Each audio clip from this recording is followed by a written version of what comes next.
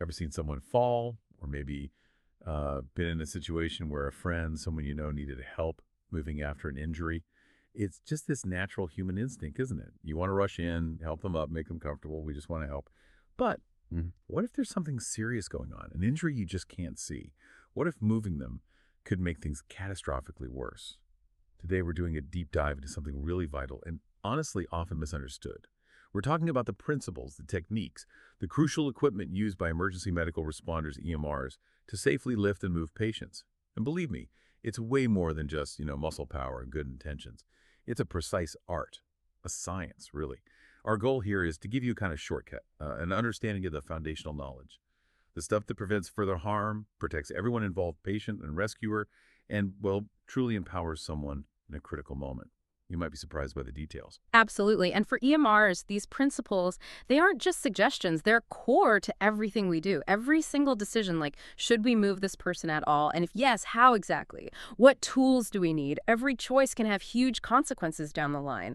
It's all about assessing a potentially chaotic situation fast, seeing the hidden risks, and then acting with informed precision. We'll definitely get into the why behind these rules. Okay, so let's unpack this. Let's start with the absolute fundamentals. Imagine that scene we talked about. A 74-year-old woman falling after stepping on grapes, right? Her wrist looks, well, clearly deformed. Your gut reaction might be, gotta help her up. But expert, when an EMR arrives, what's the very first thing, the guiding principle they're thinking about? That's the perfect place to start. And it's the most critical one. Do no further harm. Sounds simple, doesn't it? Yeah, it seems obvious. But in the moment, with everything happening, it's actually really challenging. Our sources point out that the urge to immediately jump in to move someone without a proper look, well, it can turn something manageable into something much worse. Think about an unseen fracture, maybe in the spine. Moving someone the wrong way, that could be devastating. So the first step often isn't action, it's pause. Assess. Pause. Wow, okay. That feels so counterintuitive when you see someone hurt. Yeah. So beyond do no further harm, what other sort of core rules guide that initial decision-making? Right. Building on that, there are 5 other general principles EMRs follow for moving patients. First, move the patient only when absolutely necessary. Sometimes waiting for backup for more advanced care is genuinely the safest thing. Okay. Then, if you do need to move them, move the patient as few times as possible. Every single transfer adds risk. It's also crucial to move the patient's body as a unit, especially if you suspect any head or spine issue. Keep everything aligned. Like keeping everything stable. Exactly. Stability is key. Then, and this is vital, use proper lifting and moving techniques to ensure your own safety. An injured rescuer is no help to anyone. Makes sense. And finally, if you have multiple rescuers, have one single person giving clear commands. Coordination is absolutely essential to prevent, accidents or mistakes. These aren't just tips, they're layers of protection. That really puts it into perspective. So back to our 74-year-old woman with the fall. If an ambulance is, let's say, 8 or 10 minutes out, our sources are suggesting it's actually better to just wait. Absolutely. It's fascinating, isn't it? How often patience is the best move. If professional EMS is just minutes away, think about what they bring. They arrive with specialized gear stretchers, backboards, things like that, more hands, more people, and advanced training specifically designed to minimize how much the patient has to be moved. Every lift, every roll, it carries a potential risk. So that waiting period, even though it feels like you should be doing something, is actually a strategic safety decision. It's designed to reduce movement and therefore reduce the risk of making any injury worse. That's a really, really important takeaway for anyone listening. And, when we talk about preventing harm, it's not just about the patient, is it? It's also about you, the person trying to help. Because if you pull your back trying to lift someone, well, now there are 2 patients, right? Exactly. You've become part of the problem. So before we even think about touching the patient, we need to talk about protecting the rescuer. What are those core body mechanics, those EMR safety rules for lifting that our sources really hammer home? Yeah, this gets overlooked sometimes, but it's incredibly important.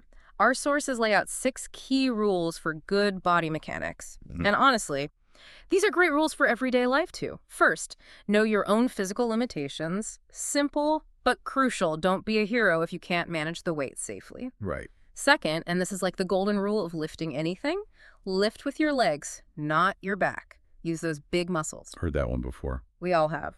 Third, keep your back straight. Avoid leaning way over or twisting while you lift. That twist is a killer.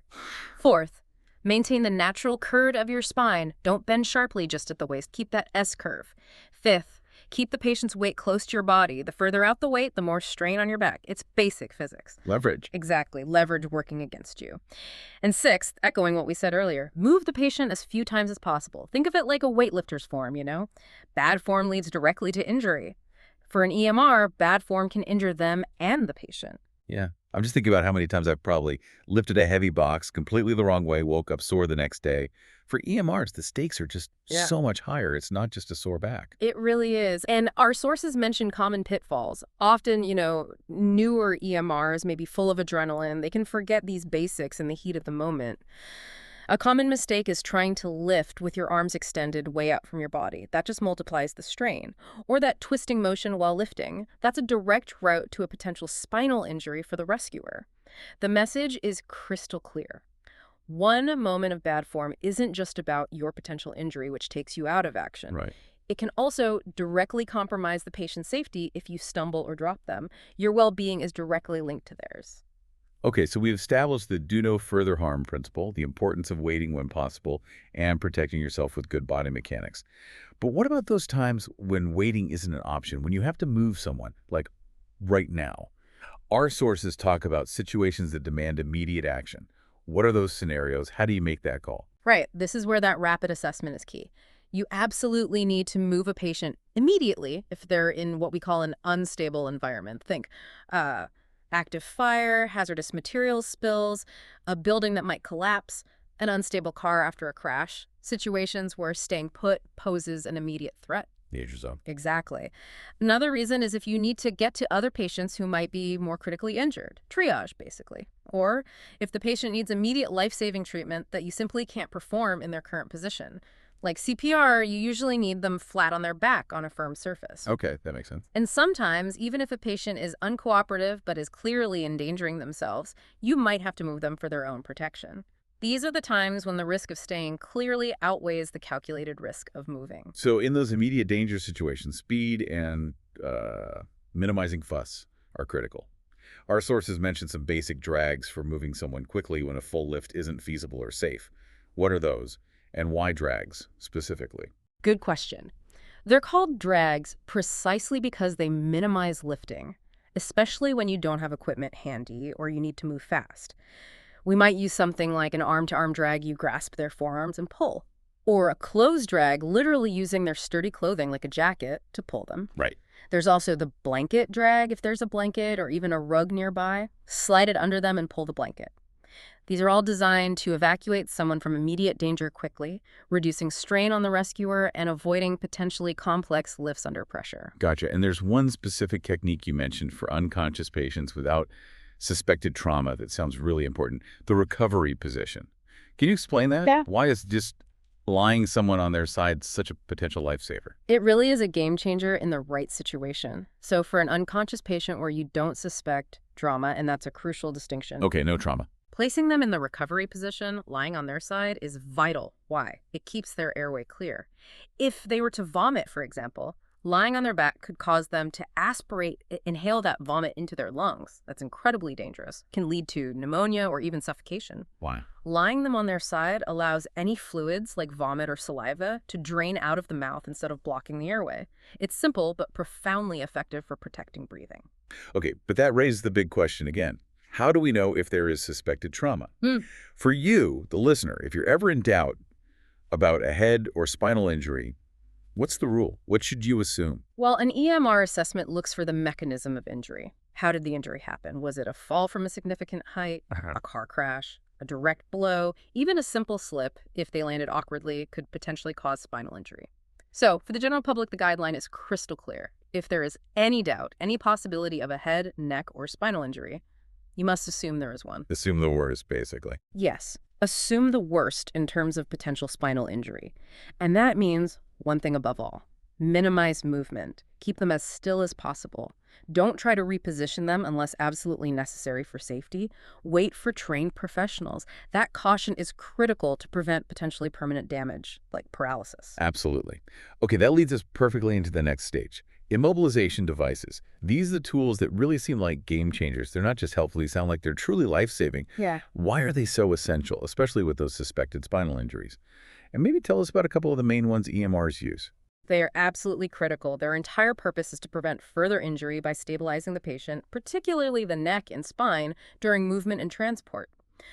Probably the most recognizable one is the long backboard. You've likely seen them. Often bright orange or yellow, made of rigid plastic or fiberglass. They're used for patients with suspected neck or back injuries, providing a stable, flat surface. We also use them sometimes just to move patients out of tight spots where a wheeled stretcher won't go. The patient gets strapped securely and their head is immobilized too. Right, I can picture those. Then, for patients found seated, perhaps after a car accident where you suspect head or spine injury, we have short backboard devices. A common one is the KED, the Kendrick extrication device. It's like a vest that wraps around the torso, head, and neck. It allows rescuers to immobilize the spine before moving the patient out of the seated position, maintaining that crucial alignment during extrication from, say, a car. Okay, and then there's the one that really fascinates me, the Yeah. scoop stretcher.